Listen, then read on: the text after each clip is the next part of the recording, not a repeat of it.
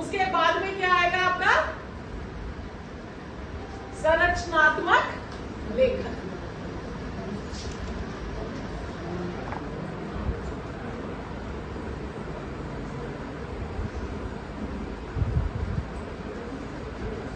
इस लेखन में क्या क्या आता है? क्या हो सकता है? संरचना करना। क्या होता है? वाक्य बनाना। तो इसमें क्या क्या आएगा? वर्तनी, वाक्य संरचना और क्या सकते हैं? व्याकरण से जुड़े पोषण। वर्तनी और आपने जैसे बताया वाक्य संरचना,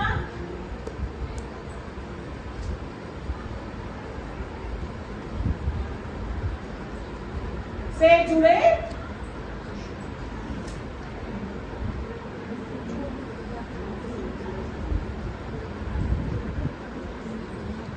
पोषण। वर्तनी, वाक्य संरचना व व्याकरण से जुड़े पोषण, ये किसमें आएंगे? संरचनात्मक लेखन में आएंगे। और उसके बाद में कौन सा लेखन है हमारा?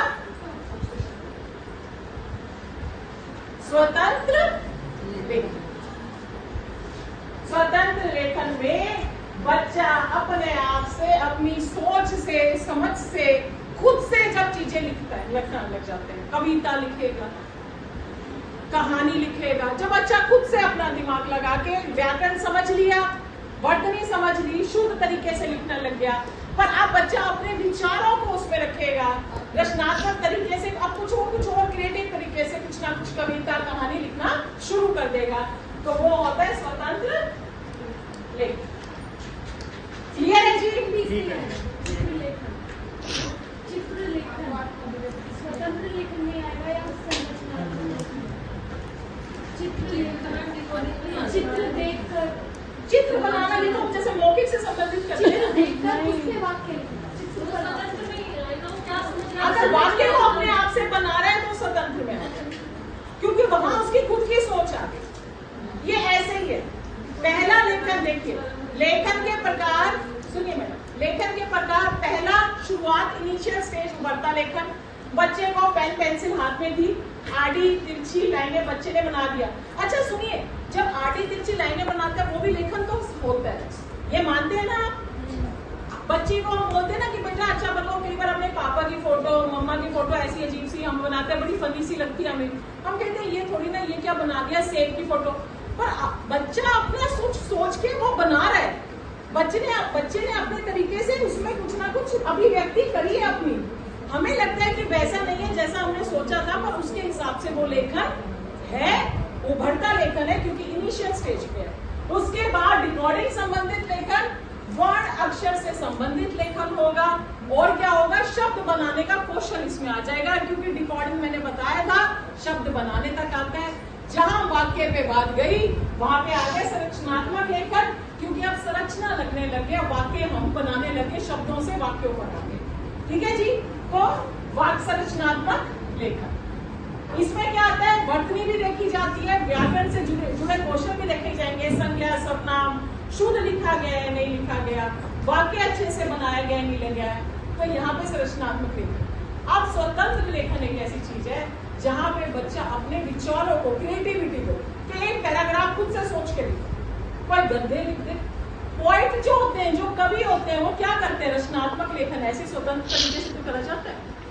अगर आपने, मैं अच्छा वो भी आगे बताऊंगी, अगर आपने रचनात्मक लेखन कराना है, उच्च स्तरीय लेखन कराना है, तो बच्चे को हमें स्वतंत्रता देनी पड़ती है, उसे इतनी फ्रीडम देनी पड़ेगी कि वो अपने विचारों को उसमें डाल सके। अगर हम रेस्ट्रिक्ट करेंगे यही लिखो, ऐसा ही लिखो, तो वो स्वतंत्र लेखन नहीं होगा, वो उच्च स्तरीय लेखन नहीं होगा। जहां उसने अपने सोच विचारों को, अपने शब्दों को अपने हिसाब से लिखा, वहां पे स्वतंत्र लेखन है, और उनसे ही उच्च स्तरीय लेखन कहा जाता है। ठीक है जी? अब सुनिए, ये इस तरीके से, चलो मैं बताता हूं, ये उभरता लेखन है।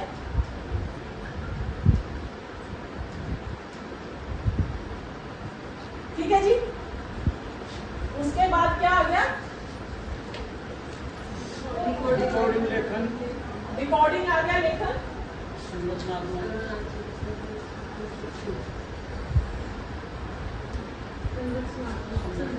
संरचनात्मक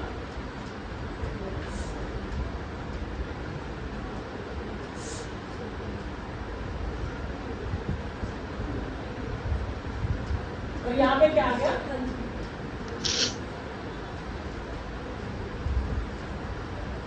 जब आप इधर से इस तरफ जा रहे हैं तो अभी आप क्या कर रहे हैं?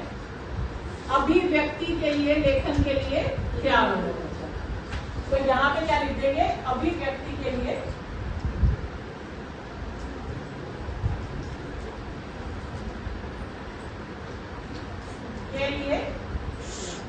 लेखन।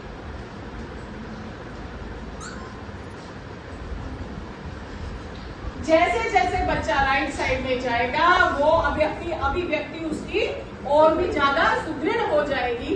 अब वो और अच्छे से तरीके से अपनी बात को, अपने विचारों को अपने शब्दों में लिखेगा। ठीक है जी, समझ में आ रहा है? तो इस तरीके से ये यहाँ पे आपका लेखन के प्रकार होते हैं।